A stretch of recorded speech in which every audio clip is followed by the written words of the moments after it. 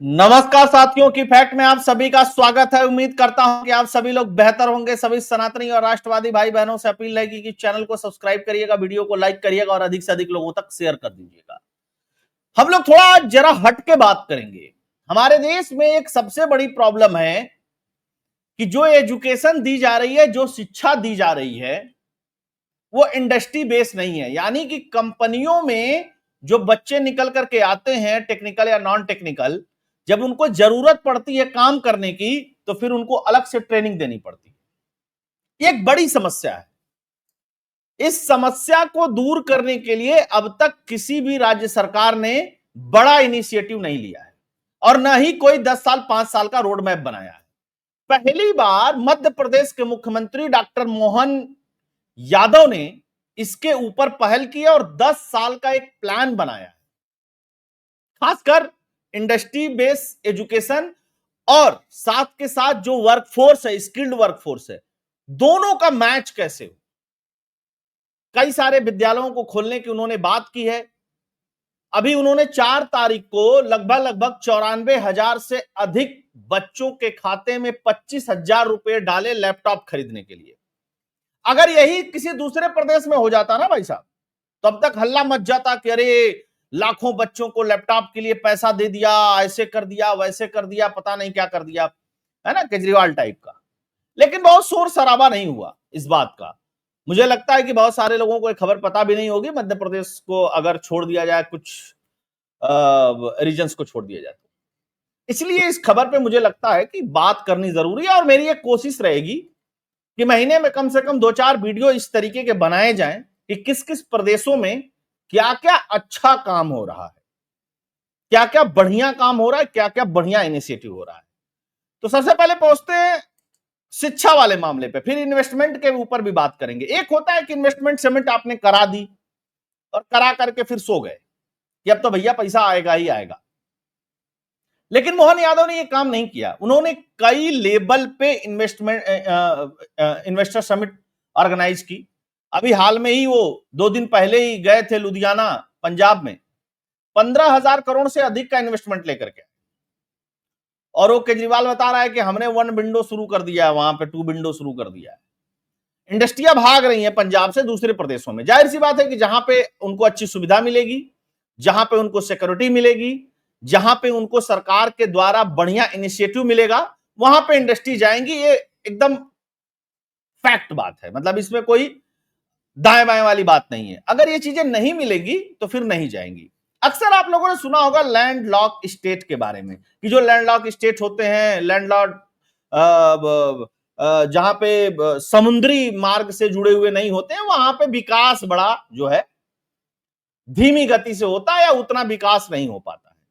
मध्य प्रदेश भी ऐसा राज्य है, लेकिन वहां पे जिस तरीके का इनिशिएटिव लिया, पहले शिवराज सिंह चौहान ने बहुत सारे काम किए मध्य प्रदेश में। मध्य प्रदेश एक बहुत पिछड़े राज्यों में गिना जाता था, उसको निकाल करके वहां से ले आए। और जब से मोहन यादव आए, अच्छा एक बात और बता दूं मोहन यादव जी के बारे में,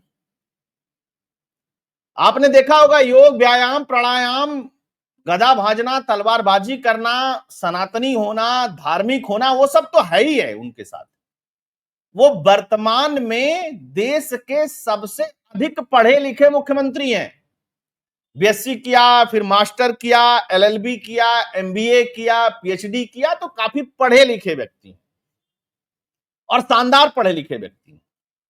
तो इसका भी एक एडवांटेज मिलता है कि उनको अगर कोई बात समझनी है, कोई समझानी है, कोई पॉलिसी बनानी है, तो बहुत समस्या नहीं आने वाली है। तो क्या कर दिया भैया उन्होंने, ऐसी क्या घोषणाएं कर दी हैं? मध्य प्रदेश बनेगा टैलेंट का पावर हाउस।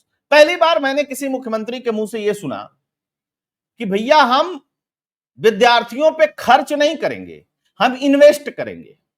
अभी तक क्या होता है, खर्च कर दो, ये इतना पैसा दे दो, ये चीजें कर दो, वो चीजें कर दो, नहीं, हम इन्वेस्ट करेंगे। और जब आपकी भावना ये होती है कि हम शिक्षा में इन्वेस्ट करेंगे, हम स्टूडेंट में इन्वेस्ट करेंगे, तो जाहिर सी बात है कि उसका आउटकम बहुत बेहतर होता है, बहुत बेहतर होता है।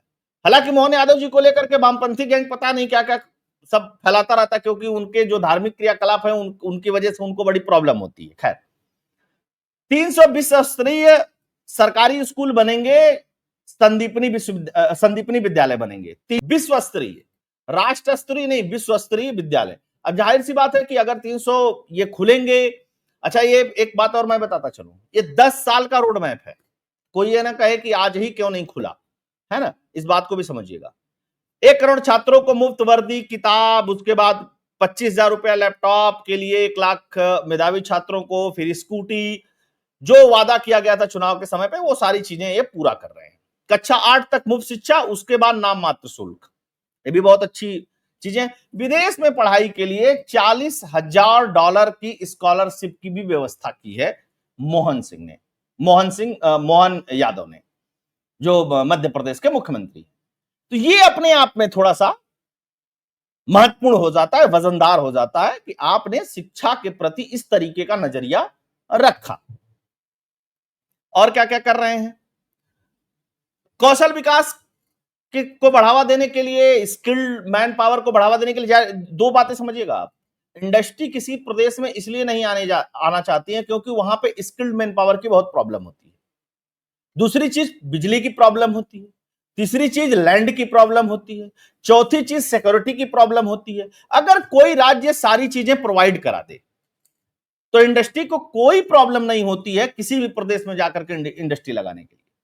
इस दिशा में बहुत ही महत्वपूर्ण प्रयास है इनका, खासकर राज्य सरकार का। केंद्र का तो जो इनिशिएटिव चल रहा है वो चल ही रहा है, राज्य का इनिशिएटिव जो है उसकी बात कर रहा हूं। इन्होंने बहुत सारी चीजें शुरू की हैं और सबसे बढ़िया है कि ग्लोबल स्किल पार्क की स्थापना भोपाल में करेंगे। अच्छा, जो प्रौद्योगिकी संस्थान है, जो इंजीनियरिंग कॉलेजेस हैं, उनके आधुनिकीकरण पे बहुत सारे पैसे खर्च करने वाले हैं और खासकर जो स्किल्ड के लिए जैसे ITI और डिप्लोमा के जो कॉलेजेस हैं उसका आधुनिकीकरण करने के लिए बहुत सारा खर्च करने वाले हैं। तो ये चीजें है ना, जैसे एक होता है कि आप बात करते रहिए, सिर्फ मंच पे खड़ा हुई लंबे लंबे भाषण दे दीजिए, बड़ी बड़ी बातें कर दीजिए, उससे नहीं होता। आप जब काम करना शुरू करते हैं तो जाहिर सी बात है कि कुछ बाधाएं भी आपको आती हैं, लेकिन आप जब रोड मैप बना करके काम करते हैं, आपका एक लक्ष्य होता है कि 10 साल में मुझको यहां तक पहुंचना है, ये काम मुझको करने हैं, तो जाहिर सी बात है कि आप उस लक्ष्य की प्राप्ति भी करते हैं और उसके दिशा में प्रयास करते हुए मोहन यादव दिख भी रहे हैं, जो मध्य प्रदेश के CM है ना। और भी बहुत सारी चीजें उन्होंने कही, देवास में, धार में, छिंदवाड़ा में हरित कौशल केंद्र के रूप में इसको विकसित किया जाएगा यहाँ पे, ये भी बहुत अच्छी चीज है। आर्टिफिशियल इंटेलिजेंस की बात की इन्होंने, और इसके अलावा सेमीकंडक्टर की बात की इन्होंने। इन सब सारी चीजों को लगाने के लिए तो जाहिर सी बात है भाई, सेमीकंडक्टर लगेगा, आपको IT पार्क बनाना है, आपको इस तरीके की चीजें बनानी है, तो आपको एजुकेशन में इन्वेस्ट करना ही करना पड़ेगा। अगर आप एजुकेशन में नहीं इन्वेस्ट करेंगे, उच्च शिक्षा में नहीं इन्वेस्ट करेंगे, तो फिर आप उस चीज को प्राप्त नहीं कर सकते जिस गोल को आप लेकर के चले हैं। बाकी बहुत सारी योजनाएं वहां चली रही हैं, सीखो और कमाओ योजना, स्टार्टअप का जो है उसके लिए एक बड़ा और अच्छा प्लेस बन करके उभर रहा है मध्य प्रदेश स्टार्टअप्स के लिए। मतलब कोई कल्पना नहीं कर सकता था कि मध्य प्रदेश में भी स्टार्टअप्स के लिए, खासकर आप इंदौर और भोपाल छोड़ दीजिएगा, तो और कहीं तो कल्पना नहीं कोई कर रहा था, लेकिन अब बहुत सारी जगहों पे ये सब सारी चीजें होने लगी हैं, मध्य प्रदेश में शुरू हो रही हैं या शुरू होने वाली हैं। अब आपको इन्वेस्टमेंट की कुछ बातें बताता हूं। फरवरी 2025 में यहां पे GIS हुआ, मतलब ग्लोबल इन्वेस्टर समिट हुई। टोटल प्रपोजल तो आया 30 लाख करोड़ का। अब देखिए, प्रपोजल आता है तो उसमें बहुत सारा क्रियान्वयन भी होता है, लेकिन तब जब उसका फॉलोअप लिया जाता है। तो मोहन यादव जी की सबसे अच्छी बात क्या थी कि ये फॉलोअप ले रहे हैं और इंडस्ट्री आ रही है मध्य प्रदेश, ठीक है। अच्छा, इसके तहत इन्होंने क्या क्या काम किया? 13 जुलाई 2024 को मुंबई पहुंचे तो वहां 75,000 करोड़ का इन्वेस्टमेंट करके आए। एक अनुमान लगाया गया कि 1 लाख जॉब क्रिएट होगी उसके साथ। फिर कोयम्बटूर गए, फिर बेंगलुरु गए, इसके अलावा कोलकाता गए, लंदन भी गए थे, जर्मनी गए, फिर बेंगलुरु में इंटरेक्टिव सेशन एक रखा गया, फिर सूरत में सेशन रखा गया। मतलब पूरे देश ही नहीं, विदेश में भी, और 13 तारीख को फिर से जाने वाले हैं विदेश में, इसी इन्वेस्टमेंट के पर्पज से। तो जब तक भाई साहब आप कहा जाता है ना कि आप भाग दौड़ नहीं करेंगे, आप मेहनत नहीं करेंगे, आप चीजें नहीं करेंगे और दिन भर खाली मोदी मोदी जी चिल्लाएंगे, उससे थोड़े ना विकास हो जाएगा आपके प्रदेश का।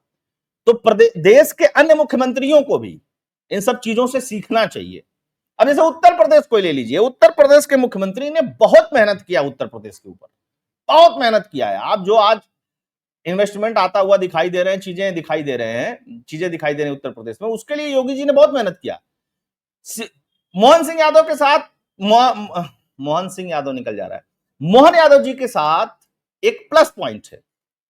प्लस पॉइंट क्या है उनके साथ? प्लस पॉइंट यह है कि शिवराज सिंह चौहान के शासनकाल में लॉ एंड ऑर्डर की व्यवस्था ठीक थी मध्य प्रदेश की। जब लॉ एंड ऑर्डर की व्यवस्था ठीक है तो एक काम वो करके गए हैं बहुत अच्छा, और भी बहुत सारी सड़कों और अन्य पानी पे बहुत सारा काम उन्होंने किया। अब उससे आगे क्या? वही चीजें अगर रेप्लिकेट होती रहेंगी, वही चीजें चलती रहेंगी, तो जाहिर सी बात है कि लोग कहेंगे कि फिर दोनों मुख्यमंत्रियों में अंतर क्या रहा। तो ये जो काम है वो बहुत जबरदस्त है इनका, है ना। उसके बाद इन्होंने रीजनल इंडस्ट्री कॉन्क्लेव शुरू किया 7 जुलाई को। आज आप 9 जुलाई को वीडियो देख रहे हैं। इसमें उज्जैन, जबलपुर, ग्वालियर, मतलब अपने उसमें भी, है ना, अलग अलग जगह पे। तो यहां से भी सागर, रीवा, नर्मदापुरम, तो यहां से लगभग 2 लाख करोड़ का जो है वो इन्वेस्टमेंट प्रपोजल इनको मिला है, जिससे अंदाजा लगाया जा रहा है कि लगभग लगभग 2.5 लाख रोजगार क्रिएट होगा। एक चीज और बता देता हूं आप लोगों को, ये तो है ही, कई सारी समिट बना करके और कई सारी इवेंट्स और अलग अलग उद्योगों के लिए इनिशिएटिव लेना। इन्होंने एक चीज और कही कि आप इंडस्ट्री लगाइए मध्य प्रदेश में, रोजगार क्रिएट करिए, रोजगार सृजन करिए। आपके यहां जो वर्कफोर्स काम करेगी, हम उसको 5,000 रुपए देंगे। क्या देंगे? 5,000 रुपए। मैं उसको सुना देता हूं आप लोगों को, एक बार सुन लीजिएगा आप लोग। मानव को लेकर के, जैसे मैंने कहा कि हमारी सरकार ने एक संकल्प लिया, संकल्प में उसकी गुंजाइश ये थी कि अगर आप रोजगार पर एक इंडस्ट्री लगाते हो, मुझे नहीं मालूम और कहीं ये व्यवस्था है कि नहीं, लेकिन रेडीमेड गारमेंट्स की इंडस्ट्री डालते तो लेबर आपके यहाँ काम करेगी, फैक्ट्री आपकी है, प्रॉफिट आप कमाओ, लेकिन 5,000 रुपया प्रति लेबर भुगतान हम करेंगे, ताकि हमारे लोगों को रोजगार मिले। ये रोजगार पर इंडस्ट्रियों की दृष्टि से काम धंधे के आधार पर आपका, चूंकि रोजगार पर इंडस्ट्री की अपनी कठिनाइयां भी होती, इसलिए उनके लिए मदद करना, तो जमीन, पानी, ब्याज, बिजली और बाकी चीजों में मदद करेगी, लेकिन मजदूरों के लिए भी मदद करें। यह भी इंडस्ट्री को लुभाने का एक बहुत अच्छा तरीका है, और जाहिर सी बात है कि इसकी भरपाई कैसे होगी? जाहिर सी बात है, आपके यहाँ इंडस्ट्री लगेगी तो लोगों को रोजगार मिलेगा, रोजगार मिलेगा तो उनकी परचेजिंग कैपेसिटी बढ़ेगी, परचेजिंग कैपेसिटी बढ़ेगी तो जाहिर सी बात है कि राज्य को टैक्स देंगे, जीएसटी देंगे, तो वो घुमा फिरा करके वो भरपाई हो जाएगी। लेकिन उससे क्या होगा? रोजगार बढ़ेगा। रोजगार चिल्लाने से नहीं बढ़ता है सिर्फ, उसके लिए आपको निरंतर काम करना पड़ता है, क्योंकि आबादी निरंतर बढ़ती रहती है और रोड मैप बना करके काम होना। भारत में रोजगार एक बड़ी समस्या है और उस समस्या में शिक्षा उससे भी बड़ी समस्या है। तो दोनों को सुधारने के लिए दोनों के को पुल की तरह काम करना पड़ेगा। जब तक आप इनको ब्रिज की तरह नहीं जोड़ेंगे, एक अलग दिशा में रहेगा, एक अलग दिशा में रहेगा, तब तक आप जो लक्ष्य प्राप्त करना चाहते हैं, कोई भी राज्य लक्ष्य प्राप्त करना चाहता है, रोजगारों को, बेरोजगारों को रोजगार देना चाहता है, तो उसको पा नहीं सकता है। दूसरी बात, सरकारी नौकरी ही रोजगार नहीं होती है। 2% सिर्फ सरकारी नौकरियां हैं। तो आप सोचिए कि सरकारी नौकरी के उस पे हम रोजगार क्रिएशन कर लेंगे और बेरोजगारों की संख्या कम कर लेंगे, तो नहीं हो सकता है। हालांकि उन्होंने एक और घोषणा आज की है, 49,263 नवीन पदों का सृजन किया गया है, मतलब नई नौकरियों का सृजन किया गया है। तो देखिए ये इनिशिएटिव कितना रंग लाता है। मुझे तो लगता है कि पढ़े लिखे हैं, शिक्षित हैं, अच्छे हैं, नीयत अच्छी है। मध्य प्रदेश के अधिकारियों का, मध्य प्रदेश के लोगों का अगर सहयोग रहा, महत्वपूर्ण सहयोग रहा, तो जाहिर सी बात है कि एक बड़ा परिवर्तन देखने को मिलेगा मध्य प्रदेश में अगले 10 सालों में। आप सभी लोग जुड़े, बहुत बहुत धन्यवाद। वीडियो को अधिक से अधिक लोगों तक शेयर कर दीजिएगा, चैनल को सब्सक्राइब लाइक करिएगा। धन्यवाद। जय हिंद, जय भारत।